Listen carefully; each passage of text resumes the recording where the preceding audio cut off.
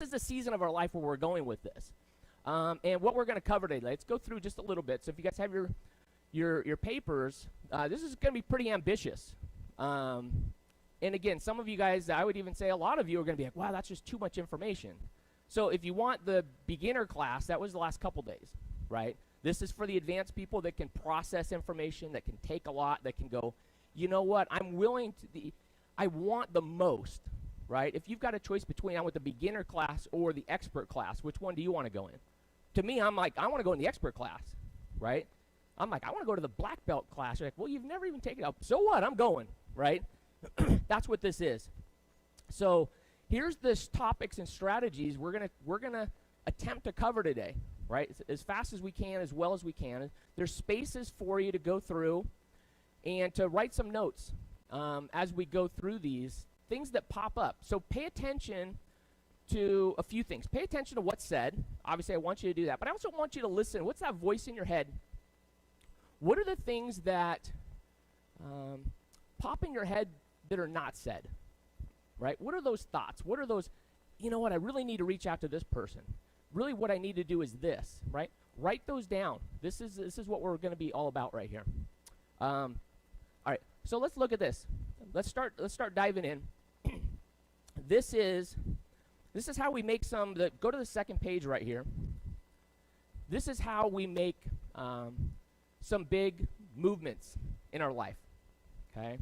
I know we've got some other stuff here. Just FYI, I know people like, hey, you know, everyone wants all the details about like where can we sit, what can we do? Like the office, you guys are all VIPs. Let's get real. There's too many egos in the room, right? Everybody here's a VIP. So you guys want to go up in the top. You guys want to go up there. Go wherever you guys want to go. This is for you guys. This is your day. Enjoy it. Before we can really make that plan and we can really talk about how do we actually scale things? Where do things hockey stick? How do we do this? How do we grow? And then how do we really expand? How do we be of service to everybody? We've got to first understand and be real about where we're at. You can't talk about where you want to go without first going where are you at, right? You say, well, which way is New York? You say, it's east. Maybe if we're here, but what if you're somewhere else, right? It might be south, right? So to talk about, well, what direction is something, right? It only makes sense if you actually know where you're at. So I want you to, we're going to start writing in here because it freaks some of you out. Some of you guys are like, well, what if I write the wrong answer? That's okay, right? So we're going to start writing. So grab a pen and so start putting, where are you right now in your business? Are you happy with where your business is at? And you'll have access. I sent you guys the live stream link on this. On that, there's also a way for you to download the paperwork. So you'll have a fresh one, and the fresh one can be your perfect one later, right? This is scratch paper. This is for you to work through your thoughts. Don't look at your neighbor's paper. This is all about you. This isn't about anybody else, right? But start writing. Where are you right now in your business, right? When we talk about your business, what are we talking about? We're talking about your EXP business. We're not talking about how many listings you went on. We're not talking about, oh, you know what, I'm negotiating this inspection. Like, cool, good for you. That's not what this is about. This is about building a business on the revenue share side, on the stock side. So where are you right now? Are you where you want to be? Okay, so be real about this. Take a couple minutes here. Where are you right now? Where do you want to be in the future?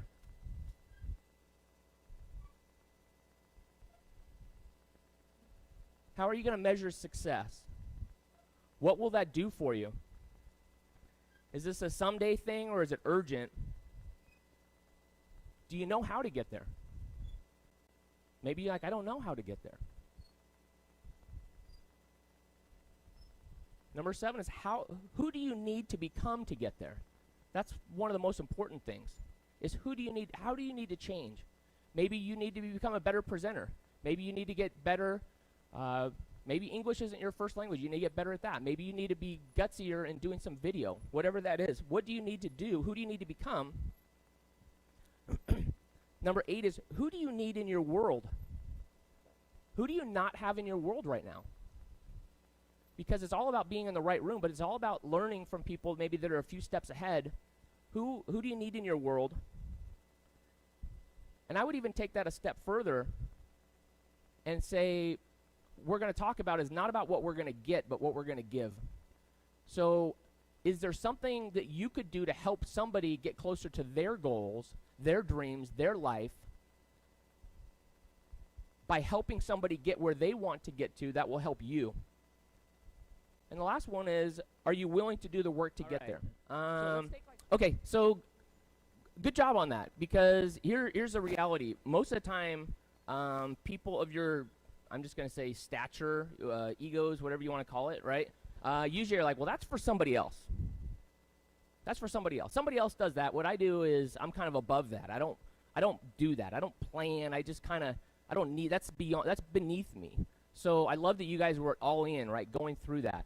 This is your starting point. These are just like, okay, these are markers to go, okay, this is where I am at the beginning of the day. This is where I'm at, but it's about to get crazy, right? We're about to go. Now we've got, like, okay, you just force yourself to think for a little bit. Most of you, it could have been a while since you did that, right? Let's get real, right? So good job going through that. Russell Brunson, great marketer, says it's okay to not be the same person you were before. More often than not, something happens in our life. Maybe you were playing sports, and maybe you did really well at sports, and you did something, and they're like, wow, you're really a great soccer player. You're great at this. And that becomes your identity, and you just keep that forever. You just, like, that's just what you do, right? Maybe somebody insulted you when you were young. You're like, well, I'm fat, I'm this, I'm dumb, I'm whatever that is, and that just becomes your belief. Maybe you just say, hey, I've always just been an agent, right? That's how I see myself. I don't see myself as a business person. It's okay to change. It's okay to change. It's okay to exceed your current peer group and to be and change who you want to be, right? So as we go through this, you're going to have some pulls that are going to try to pull you back to being average, being the same as everybody else. And it's okay to not do that. It's okay to be different. At this time next year, what will you be thankful you spent time doing over the last 12 months? And we're going to really start diving in here and get pretty serious about this. This is the only way that goal setting is going to work. When I say goal setting and targeting, because what we're going to do is we're going to work on an actual tangible plan. I'm going to show you guys everything. I'm going to be as open and everything I can possibly be, show myself, numbers, some of the biggest, the strategies, all the things I can possibly give to you, all the things I wish I knew 4 years ago when I was doing this, that I was telling someone earlier, I'm like, I'm not that smart. I'm just observant. Right? If you hang out with the right people long enough and just watch what they do, you have to pick up on stuff. And so that's what I do. I identify and watch what happens, and then I take action with that. The only way that goal setting works is doing these. First, understand and identify that a change needs to take place. Because if you don't believe you need a change, if you believe that you're already on the right path and you don't have to change, will you change? What do you think? Will you change? No, you won't, right? Because you'll be like, why would I do that? That's not in alignment, right? So you've got to believe and identify that a change needs to take place. Number 2, have sufficient pain or displeasure with the current situation. That's where most people stop. As soon as you feel a little bit of pain, you back up. What we're going to do is we're going to lean into the pain, right? And you're like, whoa, I'm out. Where's the donut holes at, right? Like, we're leaning into the pain. That's the only way. The only way is through. The only way is to identify and then to say, you know what, there's enough pain, I'm not happy with where I'm at, enough pain that says I'm willing to do something to change, right? Because we could give you the best plan. We're going to go through the plan a little bit later. Here's step 1, here's exactly what you do, exactly. But if there's no pain that says I'm not comfortable with where I'm at and I'm willing to do this, will you do the work? Absolutely not. You won't do it, right? So having the plan isn't enough. Number 3 is identify what it's going to look like when the change has been made. What's the end result? And then you've got to have assurance that the new state is actually going to be better. If I do this, is my life going to be better if I actually change and do this? Right? And then number 5 is how the specific action, you've got to know exactly what those steps are. And then you've got to have belief that actually you can do those. Because if you don't have that belief that you can actually carry them out and do those steps, you won't do them. You'll go, well, that's for somebody else, not me, right? Does this make sense at all for anybody? Okay, we're going to have to do high fives again? Because we'll do it. We'll just keep, like, right? But this is it. And you're like, man, what I wanted was just a handout that told me that would, you guys understand, like, most books never get read, right? Like, people buy books for the endorphins to feel like, oh, I bought a book. Like, no, you didn't read the book. You just bought the book. But most people buy books and they don't read them. Because they buy them for the endorphins to feel like they actually read it. So some people in here are like, no, dude, I actually didn't want to change. I actually don't want, I just was hopefully coming to justify to myself that it's okay playing small. That it's okay, here's all the reasons why I don't have to live a large life, right? And some of you guys are like, no, you know what? It's so painful where I'm at. I'm willing to go through this. That's my tribe. That's who I'm looking for, right? And so when you see the pain, this is what we need to do. You've got to embrace it. Embrace the pain. And if you guys are okay, there's two choices, right? We could just be totally authentic, raw. I can give you guys the unvarnished, the hard truth, just the ugly, everything. I can give you guys that.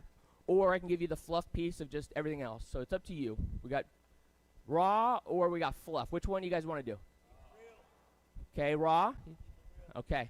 But if we say raw, that means for everybody, not just me, right? That means everybody. That means you guys got to be raw. We got to just be like, okay, let's cut the crap. Let's just go and say, okay, what do we do? We guys good with that? All right, let's go.